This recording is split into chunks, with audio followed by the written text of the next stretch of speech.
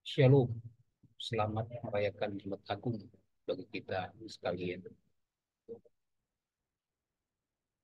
Kristus mati bagi kita, mengadakan pendamaian bagi manusia yang seharusnya tidak lagi dapat terhubung dengan Tuhan.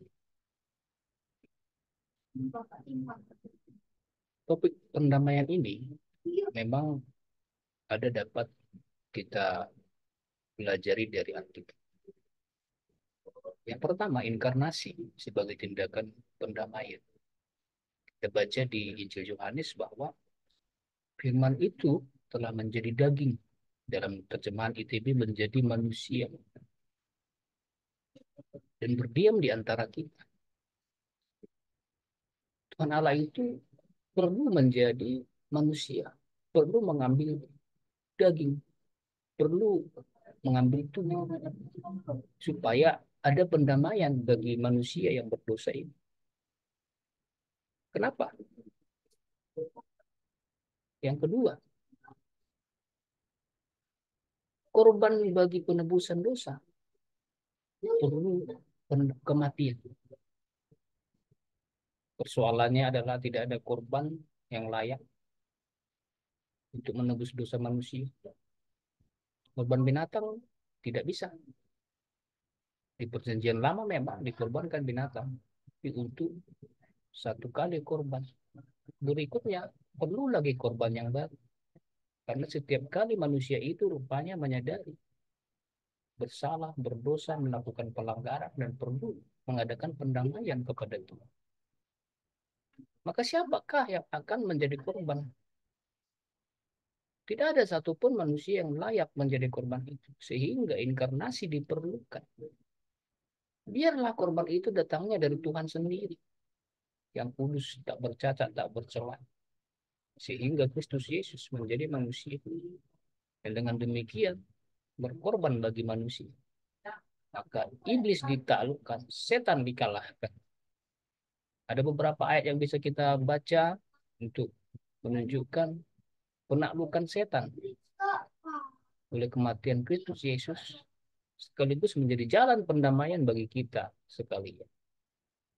Sekarang kita lihat beberapa pemikiran teolog-teolog Kristen atau orang-orang dulu yang sudah membicarakan soal pendamaian. Yang pertama, ada surat Barnabas sekitar tahun 130 Masehi.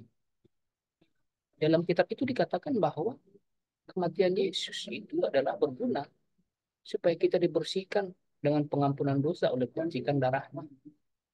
Kutipan dari surat Barnabas. Bukan berarti saya menerima bahwa surat Barnabas bagian dari kanon, tapi itu ada dalam surat tersebut pemikiran tentang makna pendamaian. Ada seorang tokoh gereja mula-mula, Tertullianus, yang mengatakan bahwa Yesus korban bagi semua bangsa. Dia menyerahkan dirinya karena dosa-dosa kita. Clemens berkata bahwa darah Yesus menyediakan penebusan bagi orang percaya. Darah Yesus menyediakan penebusan bagi orang percaya. Sementara Polikarpus mengatakan penebusan substitusional. Saudara kalau mengerti istilah ini dalam konteks matematika misalnya, ini pengganti.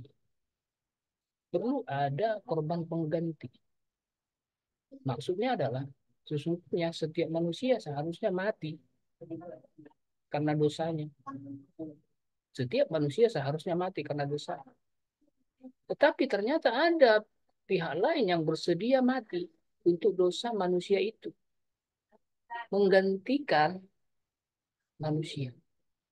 Itulah makanya Polikarpus menyebutnya penebusan substitusional. Kristus Yesus rela mati bukan karena dosanya, tapi karena dosa manusia.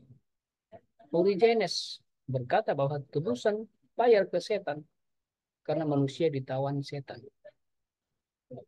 Sekalipun memang ini menimbulkan kontroversi. Di satu sisi, kelompok tertentu menerima pemikiran Origenes ini bahwa manusia ditawan setan. Supaya manusia itu dilepaskan, maka perlu dibayar tebusan ke setan. Tapi kelompok lain memang berkata bukan. Kalau tebusan dibayar ke setan, berarti setan lebih hebat dong.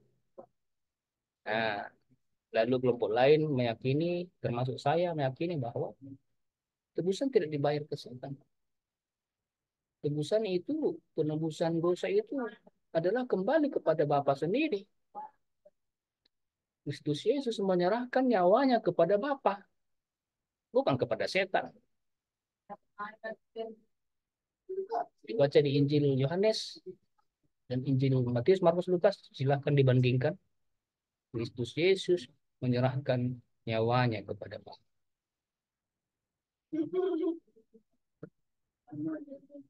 Irenaus berkata, rekapitulasi.